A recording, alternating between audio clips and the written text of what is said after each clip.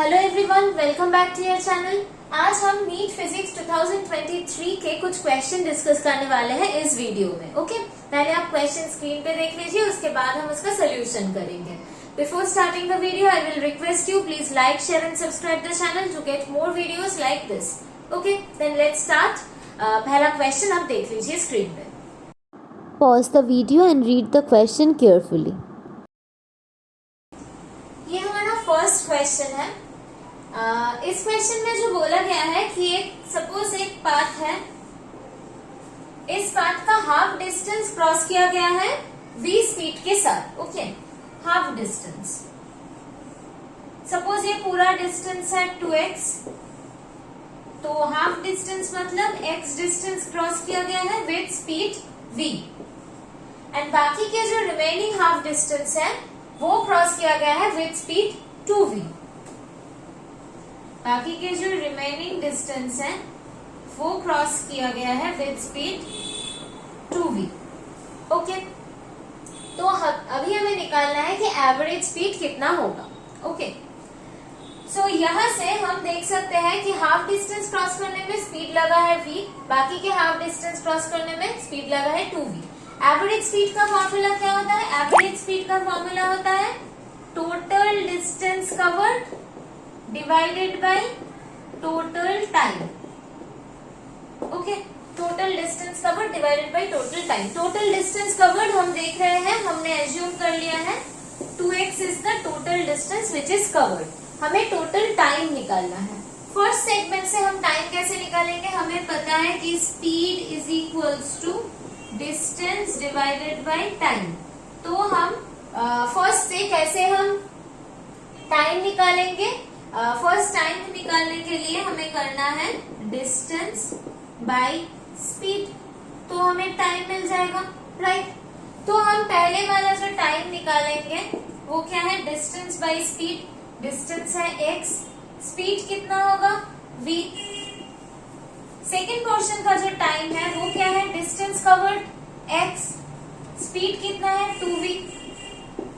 तो अगर इन दो टाइम को हम ऐड करेंगे तो हमें टोटल टाइम मिल जाएगा। तो टोटल टाइम कितना आएगा? t1 प्लस t2, उसको हम लिख सकते हैं x by v plus x by 2v। Okay, this is the average speed. So average speed is equals to 2x divided by x by v plus x by 2v। Okay, so 2x divided by, यहां से हम 2v LCM करके ले चुके हैं तो 2 रह जाएगा, 2x प्लस x। तो इससे हम लिख सकते हैं 2x divided by 1 equals to 2v divided by 3x। Okay, x will cancel each other. तो यहां से हमें मिल रहा है कि average speed is equals to 4v divided by 3। This is the value of the average speed. Okay, normal जो गलती लोग यहाँ पर करते हैं, क्या करते हैं? यहाँ पर स्पीड दिया हुआ है, यहाँ पर स्पीड दिया हुआ है, दोनों का ऐड करके डिवाइड कर देते हैं 2 से, लगता है कि एवरेज स्पीड निकल जाएगा। वो सही प्रोसीडियर नहीं है। प्रोसीडियर है कि हमें total distance by total time करना है, इसलिए हम इसको 2x ले चुके हैं और अलग अलग सेगमेंट का टाइम निकाल चुके हैं। Therefore total distance by total time करके हमें फाइनली एवरेज स्पीड मिल गया। ये प्रॉब्लम बहुत ही इजी है, लेकिन इसमें गलतियां लोग वही करते हैं कि दोनों स्पीड का एवरेज बना देते हैं और लगता है एवरेज स्पीड निकल गया। वो बात नहीं है। आई होप आपको ये समझ में आ गया होगा। नेक्स्ट प्रॉब्लम हम स्क्रीन पे देख लेते हैं, उसके बाद हम उसका भी सोल्यूशन करेंगे। Pause the video and read the question carefully. इस प्रॉब्लम में बोला गया है कि shortest wavelength in Balmer series is lambda for hydrogen atom. तो हमें निकालना है ब्रैकेट सीरीज का शॉर्टेस्ट वेवलेंथ क्या होगा हाइड्रोजन एटम के लिए। ओके, तो पहले हमें जानना है ये बाल्मर सीरीज, ब्रैकेट सीरीज किसको कहते हैं? हाइड्रोजन का जो सीरीज होता है, जो स्पेक्ट्रल सीरीज होता है, उसमें हम इस 5 तरह के सीरीज देखते हैं। एक होता है Lyman, Balmer, Paschen, Brackett, Pfund. Series कैसे बनता है? Suppose this is n1 equals to 1, this is n2 is equals to n1 equals to, मतलब n का वैल्यू 1 2 नहीं दे रहे हैं, 2, n का वैल्यू 3। ये सारे लेवल्स होते हैं एटम्स के, हाइड्रोजन एटम्स के। यहां से इलेक्ट्रॉन जब यहाँ पर आता है तब फोटोन रेडिएट होता है और उसका जो वेवलेंथ होता है उसका ये फॉर्मूला है। ओके, यहाँ पर हम देख रहे हैं n इक्वल्स टू 3 से एटम आ रहा है n equals to 1, right. So n equals to 3 से एटम n इक्वल्स टू 1 पे आ रहा है। सो यहाँ पर n1 का जो वैल्यू है, जिस तक आ रहा है ये n1 का जो वैल्यू है फॉर दिस डायग्राम, n1 का वैल्यू हो जाएगा 1 एंड n2 जहां से वो आ रहा है उस स्टेज का वैल्यू n2 होता है, इसका वैल्यू हो जाएगा 3। ओके, ये RH जो है कांस्टेंट है और ये वाला लैम्डा से हमें पता चलेगा ये जो रेडिएशन निकल रहा है इस फोटोन का वेवलेंथ कितना है। ओके, जिस अपर लेवल से एटम लोअर लेवल पे आ रहा है उस अपर लेवल को हम n2 से डिनोट करेंगे और उस लोअर लेवल जहां पर एटम फाइनली पहुंच रहा है उसको हम n1 से डिनोट करेंगे। This was the formula. Okay, अब इस ट्रांजिशन और ये वाला ट्रांजिशन अगर हो, दोनों में किसका वेवलेंथ ज्यादा होगा? Which one is the shortest wavelength and which one is the largest wavelength? जिसका एनर्जी गैप ज्यादा है, यहाँ पर एनर्जी गैप ज्यादा है तो फ्रीक्वेंसी ज्यादा होगा, वेवलेंथ कम होगा। ये जो first transition, suppose this is the first transition and this is the second transition. First transition में एनर्जी ज्यादा है, फ्रीक्वेंसी ज्यादा है, सो वेवलेंथ कम है। और इस ट्रांजिशन में एनर्जी कम है, फ्रीक्वेंसी कम है, तो वेवलेंथ ज्यादा है। तो यहाँ पर हम कह सकते हैं frequency ν1 is greater than ν2 but wavelength ν1 is less than ν2। Okay, जितना एनर्जी ज्यादा होगा ट्रांजिशन में उतना वेवलेंथ छोटा होगा। ये मैं जनरल नॉलेज के लिए आपको बता रहा हूँ कि आपको अगर कुछ कॉन्सेप्चुअल एरर्स हो तो आपको समझ में आ जाए, फिर हम असली प्रॉब्लम के सोल्यूशन में जाएंगे। लीमन सीरीज किसको कहते हैं? अगर n इक्वल्स टू 2, 3, 4, 5 किसी भी लेवल से एटम n इक्वल्स टू 1 में आए तो उस सीरीज को कहते हैं लीमन सीरीज। बाल्मर सीरीज अगर n अपर लेवल 3, 4, 5, 6 किसी से भी n इक्वल्स टू 2 में एटम आए तो उसको कहते हैं बाल्मर सीरीज। मतलब ऐसा ट्रांजिशन जिसके बाद एटम n इक्वल्स टू 1 मतलब एकदम ग्राउंड लेवल पे आ जाता है उसको लीमन सीरीज कहते हैं। अगर एटम n इक्वल्स टू 2 में आके रुकता है तो उसको कहते हैं Balmer series. n equals to 3 में आके रुकता है तो उसको कहते हैं Paschen series. n equals to 4 में आके रुकता है एटम तो उसको कहते हैं Brackett series. n equals to 5 में आके एटम रुकता है, फाइनल n इक्वल्स टू 5 में आके रुक जाता है तो उसको कहते हैं हम फूड सीरीज। ओके, तो यहाँ पर बोला गया कि बाल्मर सीरीज का शॉर्टेस्ट वेवलेंथ लैम्डा है, मतलब हमें बाल्मर सीरीज का देखना है और शॉर्टेस्ट वेवलेंथ देखना है। तो बाल्मर सीरीज में क्या क्या ट्रांजिशन है? 3 से 2, 4 से 2, 5 से 2, ये सारे ट्रांजिशंस बाल्मर सीरीज में ये है। लेकिन हम कौन सा ट्रांजिशन लेंगे? जो ट्रांजिशन हमें शॉर्टेस्ट वेवलेंथ दे रहा है। शॉर्टेस्ट वेवलेंथ कौन सा ट्रांजिशन देगा?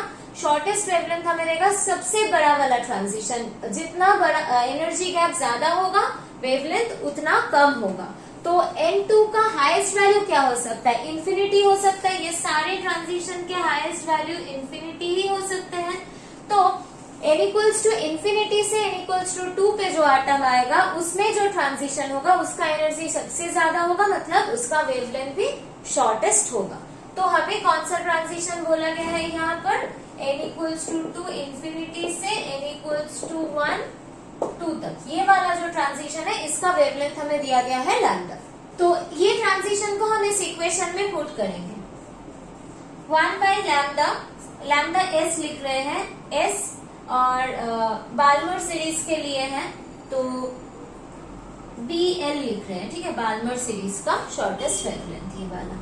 सो RH is equal RH bracket में 1 बाई n1 स्क्वायर, n1 मतलब 2 square, 1 by 2 square minus 1 by n2 square मतलब 1 बाई इंफिनिटी का स्क्वायर। 1 बाई इंफिनिटी का वैल्यू हमें पता है 0 होता है, तो यहाँ से हमें मिल जाएगा 1 by lambda bl is equals to RH 1 by 2 square मतलब 4, तो 1 बाई 4। सो यहाँ से हमें मिल जाएगा कि lambda B L into R H is equals to 4। So यहाँ से हमें मिल जाएगा लैम्डा बी, यहाँ से हमें मिल जाएगा लैम्डा बी एल जो shortest wavelength of Balmer series, उसका वैल्यू यहाँ पर दिया गया है विच इज लैम्डा। सो यहाँ पर हम लैम्डा बी एल को लैम्डा लिख रहे हैं and this is R H. तो यहाँ से हमें आर एच का वैल्यू मिल जाएगा 4 बाई लैम्डा, राइट। अभी हमें क्या निकालना है, shortest wavelength in Brackett series. Brackett series कौन सा है, ये वाला। इसका शॉर्टेस्ट वेवलेंथ क्या होगा, n इक्वल्स टू इंफिनिटी से 4 तक जो ट्रांजिशन होगा वो। तो इसका शॉर्टेस्ट सीरीज मतलब n1 is equals to 4, n2 is equals to infinity, right. तो यहाँ पर हम वैल्यू पुट करेंगे 1 बाई लैम्डा, आर एच का वैल्यू हमें मिल गया 4 बाई लैम्डा,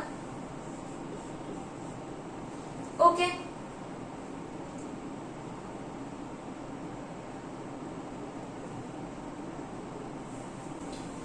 n1 का वैल्यू है 4, तो 1 by 4 square minus infinity 1 by infinity square. ये वाला लैम्डा हम निकाल रहे हैं which is shortest wavelength of bracket, तो इसको हम लैम्डा बी आर से डिनोट करेंगे। और ये वाला आर एच का वैल्यू है जो अभी अभी हमने निकाला है, ठीक है। तो अब हम इसको कैलकुलेट करेंगे। 1 by lambda B R, 1 by lambda B R is equals to 4 by lambda, this is 1 by 4 square मतलब 1 बाई 16, 1 बाई 16। और ये 1 बाई इंफिनिटी स्क्वायर, ये तो 0 हो चुका है तो इससे कैंसिल करके 4 मिल जाता है। तो यहाँ से हम लिख सकते हैं lambda B R is equals to 4 lambda, right.